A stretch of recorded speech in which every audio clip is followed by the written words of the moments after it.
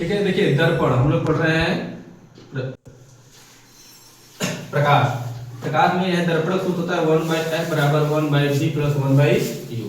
यहाँ पे f होता है, f को कहते हैं फोकस दूरी, u को कहते हैं प्रतिबिंब की दूरी, सॉरी v को कहते हैं प्रतिबिंब की दूरी और u को कहते हैं वस्तु की दूरी।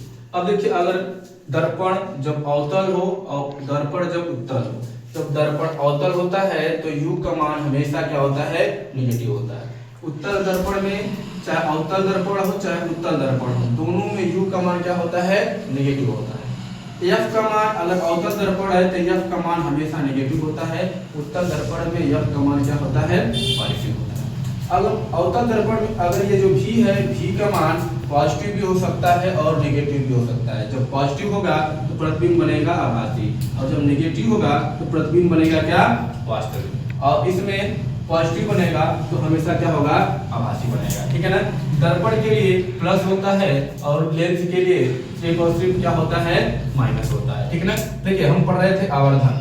आवर्धन का कोई भी SI मात्रक नहीं होता है। अगर दर्पण के लिए आवर्धन पूछेगा तो m बराबर होता है -v/u और लेंस के लिए पूछेगा तो m बराबर होता है v/u। ठीक है ना। अगर m का मान 1 के बराबर है तो वस्तु के बराबर, अगर m का मान 1 से छोटा है तो वस्तु से छोटा बनेगा, m का मान 1 से बड़ा है तो वस्तु के से बड़ा बनेगा। समझ में आया कि नहीं आया। ठीक है। देखिए यहाँ m बराबर होता है I/O। यहाँ m है प्रतिबिंब की ऊंचाई और O है वस्तु की ऊंचाई। अगर m का मान निगेटिव होगा तो प्रतिबिंब कैसा बनेगा, उल्टा बनेगा और वास्तविक बनेगा। अगर m का मान निगेटिव होगा तो उल्टा और वास्तविक बनेगा और m का मान पॉजिटिव होगा तो सीधा और आभासी बनेगा।